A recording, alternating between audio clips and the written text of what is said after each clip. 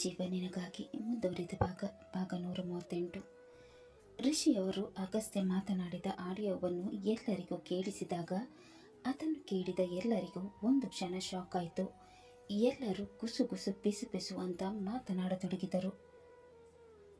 ಈ ಆಡಿಯೋ ಕೇಳಿಸ್ಕೊಳ್ತಾ ಇದ್ದರೆ ಇವರಿಬ್ಬರು ಕಂಪನಿಯ ನಿಜವಾದ ಉತ್ತರಾಧಿಕಾರಿ ಅಲ್ಲ ಅಂತ ಅನ್ನಿಸ್ತಾ ಇದೆ. ಋಷಿಯವರು ಹೇಳ್ತಾ ಇರೋದೆಲ್ಲ ನಿಜನೇ. ಇದೆಲ್ಲ ಉತ್ತಮ್ ಮಾಡ್ತಾ ಇರೋ ಕೆಲಸ. ಏನ್ರಿ ಉತ್ತಮ್, ಇಷ್ಟು ವರ್ಷ ಕಂಪ್ನಿ MD ಆಗಿದ್ದು ಸಾಕಾಗಿಲ್ಲ ಅಂತ ಈಗ ಕಂಪ್ನಿ ಕಬಳಿಸಕ್ಕೆ ನೋಡ್ತಾ ಇದ್ದೀರಾ? ನಿಮ್ಮ ಪ್ಲ್ಯಾನ್ ಸಕ್ಸಸ್ ಆಗೋಕ್ಕೆ ನಾವೆಲ್ಲ ಬಿಡಲ್ಲ. ಯಾರಾದರೂ ಕೂಡಲೇ ಪೊಲೀಸರಿಗೆ ಕಾಲ್ ಮಾಡಿ. ಹೌದು ಪೊಲೀಸರಿಗೆ ಕಾಲ್ ಮಾಡಿ. ಎಲ್ಲರೂ ಕೂಗಾಡತೊಡಗಿದರು. ಆಗ ಉತ್ತಮ್ರವರು ಅವರನ್ನೆಲ್ಲ ಶಾಂತಗೊಳಿಸಲು ಪ್ರಯತ್ನಿಸಿದರು. ಸ್ಟಾಪ್ ಮಾಡಿ ಎಲ್ಲರೂ. ಈ ಕೆಲಸಕ್ಕೆ ಬಾರದ ಋಷಿ ಹೇಳ್ತಾ ಇದ್ದಾನಂತ ನೀವೆಲ್ಲ ನಂಬ್ತಾ ಇದ್ದೀರಾ? ಈ ಆಡಿಯೋ ಫೇಕ್ ಇರ್ಬೋದಲ್ವಾ? ಈಗೆಲ್ಲ ಟೆಕ್ನಾಲಜಿ ತುಂಬಾ ಮುಂದುವರಿದಿದೆ. ಆಸ್ತಿ ಹೊಡೆಯಕ್ಕೆ ಇವರೇ ಆಡಿಯೋ ಸೃಷ್ಟಿ ಮಾಡಿರಬೇಕು.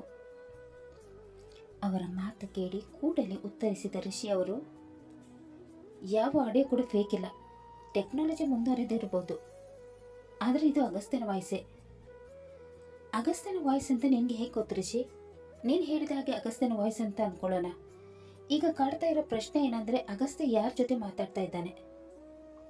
ನೀನು ಹೇಗೆ ಆಡಿಯೋ ರೆಕಾರ್ಡ್ ಮಾಡಿಕೊಂಡೆ? ಆಸ್ತಿ ಹೊಡೆಯೋಕ್ಕೆ ನೀನೇ ಮಾಡಿರೋ ಪ್ಲಾನ್ ಅಲ್ಲ ತಾನೆ? ಅವರ ಮಾತು ಕೇಳಿ ಗಲಿಬಿಲಿಯಾದ ಋಷಿ ಅವರು ತೊದಲುತ್ತಾ, ಹೌದು, ಅಗಸ್ತ್ಯನ ಜೊತೆ ಮಾತಾಡಿದ ಆ ವ್ಯಕ್ತಿ ನಾನೇ. ನೀನು ಪ್ಲ್ಯಾನ್ ಮಾಡಿ ಅಗಸ್ತ್ಯನನ್ನು ಯೂಸ್ ಮಾಡಿಕೊಂಡು ಆಸ್ತಿ ಹೊಡೆಯೋಕ್ಕೆ ಟ್ರೈ ಮಾಡ್ತಾ ಇದೆಯಾ ಅಂತ ನನಗೆ ಮೊದಲೇ ಗೊತ್ತಿತ್ತು. ಅದಕ್ಕೆ ನಾನು ಅವನನ್ನು ನನ್ನ ಟ್ರ್ಯಾಕಲ್ಲಿ ಕರೆದುಕೊಂಡು ಬಂದು ಸತ್ಯಕ್ಕೆ ಹಾಕಿಸಿರೋದು. ಹೌದಾ? ಹಾಗಾದರೆ ಫುಲ್ ಆಡಿಯೋ ಪ್ಲೇ ಮಾಡು. ಅವರ ಮಾತು ಕೇಳಿ ಮತ್ತೆ ಗಲಿಬಿಲಿಯಾದ ಋಷಿ ಅವರು, ಫುಲ್ ಆಡಿಯೋ ನನ್ನ ಹತ್ರ ಇಲ್ಲ, ಡಿಲೀಟ್ ಆಗಿದೆ. ಈಗ ಯಾಕೆ ಫುಲ್ ಆಡಿಯೋ ಬೇಕು? ಅಗಸ್ತ್ಯ ಮತ್ತೆ ನೀನು ಆಲ್ರೆಡಿ ಎಕ್ಸ್ಪೋಸ್ ಆದ್ರೆ ಅಲ್ವಾ? ಇನ್ನು ಇಲ್ಲಿ ನಿನ್ನ ಆಟ ನಡೆಯಲ್ಲ. ಪೊಲೀಸರು ಬಂದು ಲಾಠಿಯ ರುಚಿ ತೋರಿಸಿದ್ರೆ ಹಾಗೆಲ್ಲ ಸತ್ಯ ಬಾಯ್ಬಿಡ್ತೀಯ. ನಾನು ಈಗಲೇ ಪೊಲೀಸರಿಗೆ ಕಾಲ್ ಮಾಡ್ತೀನಿ ಅಂತ ಹೇಳಿ ಅವರು ಮೊಬೈಲ್ ಹಿಡಿದಾಗ ನಕ್ಕ ಉತ್ತಮ್ರವರು, ಪೊಲೀಸರು ಪ್ರೂಫ್ ಕೇಳ್ತಾರೆ. ನಿನ್ನೆ ಈ ಆಡಿಯೋ ಯಾವ ಲೆಕ್ಕಕ್ಕೂ ಬರಲ್ಲ. ನೀನು ಎನ್ನವರನ್ನೆಲ್ಲ ಕರೆದುಕೊಂಡು ಎಲ್ಲಿಂದ ಹೊರಡು. ಎಲ್ಲರೂ ಕೇಳಿಸ್ಕೊಳ್ತಾ ಇದ್ದೀರಲ್ವಾ ಇವನು ಯಾವ ಥರ ಮಾತಾಡ್ತಾ ಇದ್ದಾನಂತ? ಅಭಿಷೇಕ್ ಮತ್ತು ಐಶ್ವರ್ಯ 25 ವರ್ಷ ಹಿಂದೆ ತೀರಿ ಹೋಗಿದ್ರು. ಅವ್ರು ತೀರಿ ಹೋದಾಗ ಅವ್ರಿಗೆ ಮಕ್ಕಳೇ ಇರಲಿಲ್ಲ. ಇವರಿಬ್ರು ನೀವು ಉತ್ತಮ ಕರೆದುಕೊಂಡು ಬಂದಿರೋದು. ಇವರ ಮಾತು ಕೇಳಿ ಸ್ಟೇಜ್ ಕೆಳಗಿದ್ದ ಬೃಂದ ಸನ್ನಿ ಕಡೆ ನೋಡಿ, ಸನ್ನಿ, ಈ ಬಿಕಾರಿಗಳು ಇಷ್ಟು ದೊಡ್ಡ ಸ್ಕ್ಯಾಮ್ ಮಾಡಿದಾರ? ಆಸ್ತಿಗೋಸ್ಕರ ಏನೆಲ್ಲ ಮಾಡ್ತಾರಲ್ವಾ? ನಾನು ಆಗಲೇ ಅಂದ್ಕೊಂಡೆ, ಇರೋಕ್ಕೆ ಗತಿ ಇಲ್ಲದವ್ರು ಕಂಪ್ನಿಯ ಉತ್ತರಾಧಿಕಾರಿ ಹೇಗೆ ಆಗ್ತಾರಂತ. ನೀನು ಸುಮ್ಮನೆ ಏನೇನೋ ಹೇಳಿ ಸ್ವಲ್ಪ ಗಂಟೆಗೆ ನಾನು ಹೆದರಿಸಿಬಿಟ್ಟಿದ್ದೆ. ಬೃಂದ, ಇವ್ರ ಲೈಫ್ ನಾವು ಹಾಳು ಮಾಡ್ಬೇಕಂತ ಅಂದ್ಕೊಂಡಿದ್ವಿ, ಆದರೆ ಇವ್ರ ಲೈಫನ್ನು ಇವರಾಗೆ ಇವರು ಹಾಳು ಮಾಡಿಕೊಂಡ್ರು. ಇದೆಲ್ಲ ನೋಡ್ತಾ ಇದ್ರೆ ನನಗೆ ತುಂಬಾ ಖುಷಿ ಆಗ್ತಾ ಇದೆ. ಇನ್ಮೇಲೆ ಇವರಿಬ್ಬರು ಜೈಲಿಗೆ ಹೋಗ್ತಾರೆ. ಆಗ ನನ್ನ ದಾರಿ ಇನ್ನಷ್ಟು ಸುಗಮ ಆಗುತ್ತೆ. ಅರ್ಜುನ್ ಯಾವತ್ತೂ ಇವಳ ಕಡೆ ತಿರುಗಿ ಕೂಡ ನೋಡಲ್ಲ ಬಿಡು. ಹೌದು, ಈ ಅರ್ಜುನ್ ಎಲ್ಲಿ ಅಂತ ಸನ್ನಿ ಆ ಕಡೆ ಈ ಕಡೆ ನೋಡಿದನು. ಅರ್ಜುನ್ ಒಂದು ಕಡೆ ತನಗೆ ಏನು ಅರಿವಿಲ್ಲದಂತೆ ಕೂತಿದ್ದನು. ಅವನನ್ನು ನೋಡಿದ ಬೃಂದ, ಅಲ್ಲಿದ್ದ ನೋಡು, ದೇವದಾಸ್ ಅಂತ ಕೂತಿದ್ದಾನೆ. ಅವನು ಕಣ್ಣೆದ್ರು ಅವನು ಹುಡುಗಿಗೆ ಅವಮಾನ ಆಗ್ತಾ ಇದ್ರೆ ಸುಮ್ಮನೆ ನೋಡ್ಕೊಂಡು ಕೂತಿದ್ದಾನೆ. ಬೃಂದ, ಅವನು ಮೊದಲಿನ ಅರ್ಜುನ್ ಆಗಿದ್ರೆ ಇಷ್ಟರ ತನಕ ಸ್ಟೇಜ್ ಮೇಲೆ ಹೋಗಿ ಏನಾದರೂ ಒಂದು ಸುಳ್ಳು ಹೇಳಿ ಅವರು ರಕ್ಷಿಸ್ತಾ ಇದ್ದ. ಆದರೆ ಪಾಪ ಈಗ ಅವ್ನಿಗೆ ಏನೂ ನೆನಪಿಲ್ಲ, ಅದಕ್ಕೆ ಸುಮ್ಮನೆ ಕೂತಿದ್ದಾನೆ. ಒಂದೊಂದ್ಸಲ ಅವನು ನೋಡಿದ್ರೆ ನನಗೆ ಅಯ್ಯೋ ಅನಿಸುತ್ತೆ. ಅವನಿಗೆ ಕನಿಕರ ತೋರಿಸ್ಬೇಡ ನೀನು. ನನ್ನನ್ನು ಬಿಟ್ಟು ಅದೇ ನಾನು ಪ್ರೀತಿಸ್ತಾ ಇದ್ದೆ. ಅವಳು ಇದ್ರ ಗರ್ಲ್ ಫ್ರೆಂಡ್ ಥರ ಇರು ಅಂತ ಹೇಳಿದ್ದ. ಆಮೇಲೆ ನನ್ನಿಂದ ದೂರ ಇರೋಕ್ಕೆ ನೋಡಿದ. ನನ್ನಿಂದ ದೂರ ಹೋಗಿದ್ದಕ್ಕೆ ಈಗ ಅವನ ಪರಿಸ್ಥಿತಿ ಯಾವ ಥರ ಆಗಿದೆ ನೋಡು. ಪ್ರೀತಿಸೋ ಹುಡುಗಿ ಎದುರಿಗಿದ್ರು ಅವನಿಗೆ ಹಳೆಯ ನೆನಪುಗಳು ಯಾವುದೂ ಇಲ್ಲ. ನಾನು ಹೋಗಿ ಅವನ ಜೊತೆ ಮಾತಾಡ್ಕೊಂಡು ಬರ್ತೀನಿ ಅಂತ ಹೇಳಿ ಅವಳು ಅರ್ಜುನ್ ಇದ್ದ ಕಡೆ ಹೋದಳು. ಅವನು ಸ್ಟೇಜ್ ಮೇಲೆ ಏನು ನಡೆಯುತ್ತಿದೆ ಅನ್ನೋದನ್ನು ಗಮನಿಸುತ್ತಿದ್ದನು. ಇದನ್ನು ನೋಡಿದ ಅವಳು ಅವನ ಹತ್ತಿರ ಕೂತು, ಅರ್ಜುನ್, ಈ ಹತ್ಯೆ ಮತ್ತು ಅಗಸ್ತ್ಯ ದುಡ್ಡಿಗೋಸ್ಕರ ಎಷ್ಟೊಂದು ಕೀಳ್ಮಟ್ಟಕ್ಕೆ ಇಳಿದಿದ್ದಾರಲ್ವಾ? ಸರಿಯಾಗಿ ಉಳಿದುಕೊಳ್ಳಕ್ಕೆ ಮನೆ ಇಲ್ಲ, ಅಂಥದ್ರಲ್ಲಿ ಕಂಪನಿ ಉತ್ತರಾಧಿಕಾರಕ್ಕೆ ಹೊರಟಿದ್ದಾರೆ. ಕೂಡಲೇ ಪೊಲೀಸರಿಗೆ ಕರೆದು ಇವರೊಬ್ಬರನ್ನು ಅರೆಸ್ಟ್ ಮಾಡಿಸಬೇಕು. ಅವಳ ಮಾತು ಕೇಳಿ ಅವಳ ಕಡೆ ನೋಡಿದ ಅವನು, ಅವರಿಬ್ಬರನ್ನ ಜೈಲಿಗೆ ಕಳಿಸಿದಕ್ಕೆ ನಿನಗೆ ಯಾಕಿಷ್ಟು ಅವಸರ? ಅಯ್ಯೋ, ನಾನೆಲ್ಲಿ ಅವಸರ ಪಡ್ತಾ ಇದ್ದೀನಿ? ಅವ್ರು ಮಾಡಿರೋ ಕೆಲಸ ನೋಡಿದರೆ ಅವ್ರು ಜೈಲಲ್ಲಿ ಇರೋದಕ್ಕೇನೆ ಲಾಯ್ಕು. ಅದೇ ತುಂಬ ಮುಗ್ದಾಳಂತ ಆಕ್ಟ್ ಮಾಡ್ತಾ ಇದ್ಲು, ಈಗ ನೋಡಿದ್ರೆ ಕ್ರಿಮಿನಲ್ ಕೆಲಸ ಮಾಡ್ತಾ ಇದ್ದಾಳೆ. ಯಾರಿಗೆ ಗೊತ್ತು, ಅವರಿಬ್ರು ನಿಜವಾಗ್ಲೂ ಕಂಪನಿ ಉತ್ತರಾಧಿಕಾರಿಯಾಗಿರ್ಬೋದಲ್ವಾ? ಅವ್ರ ಕಡೆ ಬೊಟ್ಟು ಮಾಡುವವರೇ ಕ್ರಿಮಿನಲ್ಗಳು ಆಗಿರ್ಬೋದಲ್ವಾ? ಯಾವುದಕ್ಕೂ ಬೇಗನೆ ಯಾವುದೇ ವಿಷಯದಲ್ಲಿ ರಿಯಾಕ್ಟ್ ಮಾಡಬಾರ್ದು. ನೀನು ಮಾತಾಡೋದು ನೋಡಿದ್ರೆ ನಿನಗೂ ಆದೇಳ್ಗೂ ಹಾಗೆ ಬರಲ್ಲ ಅಂತ ಅನಿಸ್ತಾ ಇದೆ. ನಿನಗೂ ಆದೇಳ್ಗೆ ಏನಾದರೂ ಜಗಳ ಆಗಿದೆಯಾ? ನಾನು ಯಾಕೆ ಅವ್ರ ಜೊತೆ ಜಗಳ ಮಾಡೋಕ್ಕೆ ಹೋಗಲಿ? ನಾನು ಜಾಸ್ತಿಯಾಗಿ ಅವ್ರ ಜೊತೆ ಮಾತಾಡೋದು ಕೂಡ ಇಲ್ಲ. ಅಂಥದ್ರಲ್ಲಿ ಜಗಳ ಎಲ್ಲಿಂದ ಬಂತು? ಅವಳು ಸರಿ ಇಲ್ಲ ಅಂತ ಆಫೀಸಲ್ಲಿ ಕೆಲವರು ಹೇಳೋದನ್ನು ಕೇಳ್ಬಿಟ್ಟೆ. ನೀವು ಅವಳಿಂದ ಆದಷ್ಟು ದೂರ ಇರಿ. ನೋಡು ಬೃಂದ, ನಾನು ಅವಳನ್ನು ಈಗ ನೋಡೋದಲ್ಲ, ಚಿಕ್ಕಂದಿನಿಂದ ನೋಡ್ತಾ ಇದ್ದೀನಿ. ಅವಳು ಮತ್ತು ಅಗಸ್ತ್ಯ ತುಂಬ ಒಳ್ಳೆಯವರು. ಆಂಟಿ ಮತ್ತು ಅಂಕಲ್ ಅವರಿಬ್ಬರನ್ನು ತುಂಬಾ ಚೆನ್ನಾಗಿ ಸಾಕಿ ಬೆಳೆಸಿದ್ದಾರೆ. ಅವರಿಬ್ಬರು ಆ ರೀತಿ ಕೆಲಸ ಮಾಡೋಕ್ಕೆ ಸಾಧ್ಯನೇ ಇಲ್ಲ. ಮಾತಾಡುವವರು ತುಂಬಾ ಮಾತಾಡ್ತಾರೆ, ಹಾಗಂತ ಅವ್ರ ಮಾತನ್ನು ನಂಬಕ್ಕಾಗತ್ತಾ? ಮುಂದೆ ಏನು ನಡೆಯುತ್ತೆ ಅಂತ ಗೊತ್ತಾಗುತ್ತೆ. ನೀ ಸುಮ್ಮನೆ ಕೂತ್ಕೊಂಡು ನೋಡು, ಅದನ್ನು ಬಿಟ್ಟು ಏನೇನೋ ಕಲ್ಪನೆ ಮಾಡೋಕ್ಕೆ ಹೋಗ್ಬೇಡ ಅಂತ ಅವನು ಹೇಳಿದಾಗ ಅವಳು ಕೋಪ ಮಾಡಿಕೊಂಡು ಸನ್ನಿ ಇದ್ದಲ್ಲಿ ಹೋದಳು.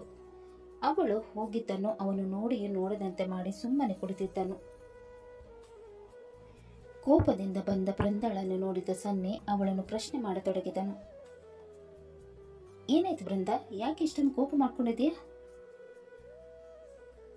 ಆತೇಳ ವಿರುದ್ಧ ಮಾತಾಡಿದ್ರೆ ಅವಳ ಪರವಾಗಿ ಮಾತಾಡ್ತಾನೆ. ಅವರಿಬ್ಬರನ್ನು ಚಿಕ್ಕಂದಿನಿಂದಲೂ ನೋಡಿದಾನಂತೆ, ಅದಕ್ಕೆ ಅವ್ರ ಮೇಲೆ ಸಂಪೂರ್ಣ ನಂಬಿಕೆ ಇದೆ ಅಂತೆ. ನಂಬಿಕೆ ಮೈ ಫುಟ್. ಈಗ ಪೊಲೀಸರು ಬಂದು ಅರೆಸ್ಟ್ ಮಾಡಿ ಕರೆದುಕೊಂಡು ಹೋಗ್ತಾರಲ್ವಾ, ಆಗ ಅವ್ನು ಗೊತ್ತಾಗುತ್ತೆ ಅವರು ಎಷ್ಟು ದೊಡ್ಡ ಫ್ರಾಡ್ ಅಂತ. ಹೋಗ್ಲಿ ಬಿಡು, ಕೋಪ ಮಾಡ್ಕೋಬೇಡ. ನಿನ್ನ ಕಣ್ಣೆದುರ್ಗನೆ ಅವರಿಬ್ಬರು ಜೈಲಿಗೆ ಹೋಗ್ತಾರೆ, ಅದನ್ನು ನೋಡಿ ಖುಷಿ ಪಡು ಅಂತ ಹೇಳಿ ಅವಳನ್ನು ಸಮಾಧಾನ ಮಾಡಿದನು. ಇತ್ತ ರಿಕ್ಕಿ ಅನ್ಮೋಲ್ ರವರನ್ನು ಸೈಡಿಗೆ ಕರೆದುಕೊಂಡು ಹೋಗಿ, ಡ್ಯಾಡ್, ದೊಡ್ಡಪ್ಪ ಮಾಡಿರೋ ಪ್ಲಾನ್ ವರ್ಕ್ ಆಗುತ್ತಾ? ವರ್ಕ್ ಆಗದೇನು? ಖಂಡಿತವಾಗ್ಲೂ ವರ್ಕ್ ಆಗುತ್ತೆ. ಮತ್ತೆ ಅವರು ಅಷ್ಟು ಕಾನ್ಫಿಡೆಂಟ್ ಆಗಿ ಪೊಲೀಸರು ಕರೆಯೋಕ್ಕೆ ಹೇಳ್ತಾ ಇದ್ದಾರೆ.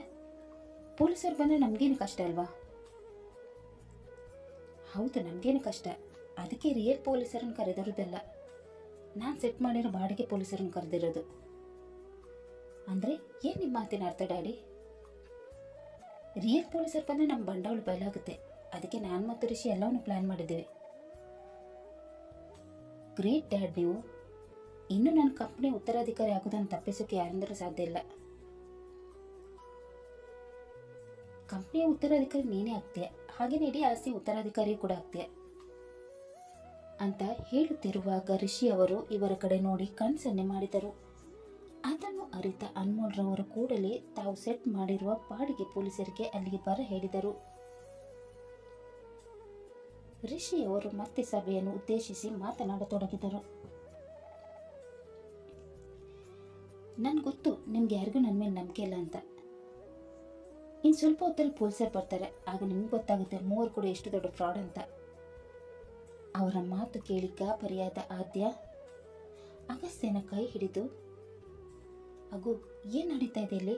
ಪೊಲೀಸರು ಬಂದು ನಮ್ಮನ್ನು ಅರೆಸ್ಟ್ ಮಾಡ್ತಾರ? ನಮ್ಗೆ ಯಾವ ಶೇರ್ ಕೂಡ ಬೇಡ, ನಾವು ಇಲ್ಲಿಂದ ಹೋಗೋಣ. ಇಷ್ಟು ವರ್ಷನೂ ಏನೂ ಇಲ್ಲದೆ ಬದುಕಿದ್ದೀವಿ ಅಂತೆ, ಇನ್ನೂ ಕೂಡ ಹಾಗೆ ಇರೋಣ. ನಮ್ಗೆ ಯಾವ ಆಸ್ತಿ ಕೂಡ ಬೇಡ, ದುಡ್ಡು ಕೂಡ ಬೇಡ, ನಡಿ ಹೋಗೋಣ. ಆಗೋ ಇರು ಆದ್ಯ, ಇದೆಲ್ಲ ಅವ್ರು ಬೇಕಂತೆಲ್ಲ ಮಾಡಿರೋದು. ನಾವು ಇಲ್ಲಿಂದ ಹೋಗ್ಲಿ ಅಂತಾನೆ ಕಟ್ಟುಕತೆ ಹೇಳ್ತಾ ಇದ್ದಾರೆ. ನೀನು ಭಯ ಪಡಬೇಡ, ನಾನಿದ್ದೀನಿ ಅಲ್ವಾ, ನಾನೆಲ್ಲ ಹ್ಯಾಂಡಲ್ ಮಾಡ್ತೀನಿ ಅಂತ ಹೇಳಿ ಅವಳನ್ನು ಸಮಾಧಾನ ಮಾಡಿದನು. ಇತ್ತ ಕನ್ವೆನ್ಷನ್ ಹಾಲ್ಗೆ ಬಂದಿದ್ದ ನಿಹಾರಿಕಾ ಎಲ್ಲವನ್ನು ಕೇಳಿಸಿಕೊಂಡು ಒಂದು ಕಡೆ ನಿಂತು ನೋಡುತ್ತಿದ್ದಳು.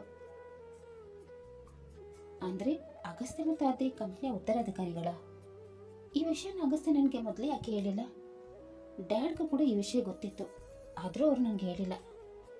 ಇವರೆಲ್ಲ ಯಾಕೆ ಡ್ಯಾಡಿನ ಬ್ಲೇಮ್ ಮಾಡ್ತಾ ಇದ್ದಾರೆ? ಡ್ಯಾಡಿ ಯಾಕೆ ಆಸ್ತಿ ಕಬಳಿಸಕ್ಕೆ ನೋಡ್ತಾರೆ? ಇವ್ರಿಗೆ ತಲೆ ಸರಿ ಇಲ್ವಾ? ಸುಮ್ಮನೆ ಏನೇನೋ ಬಾಯಿಗೆ ಬಂದಾಗ ಮಾತಾಡ್ತಾರೆ. ಅಗಸ್ತ್ಯ ಇದೇ ಸರ್ಪ್ರೈಸ್ ಬಗ್ಗೆ ಮಾತಾಡ್ತಾ ಇದ್ನ? ಇದ್ರೂ ಇರಬಹುದು, ಅದೇನು ಅಂತ ಆಮೇಲೆ ನೋಡೋಣ. ಮೊದಲು ಹೋಗಿ ಅಲ್ಲಿ ಕೂತ್ಕೊಳ್ಳೋಣ, ಆಮೇಲೆ ಅಗಸ್ತ್ಯನ ಜೊತೆ ಮಾತಾಡಿದ್ರೆ ಆಯ್ತು ಅಂತ ಅಂದುಕೊಂಡವಳು ಒಂದು ಕಡೆ ಹೋಗಿ ಕುಳಿತುಕೊಂಡಳು.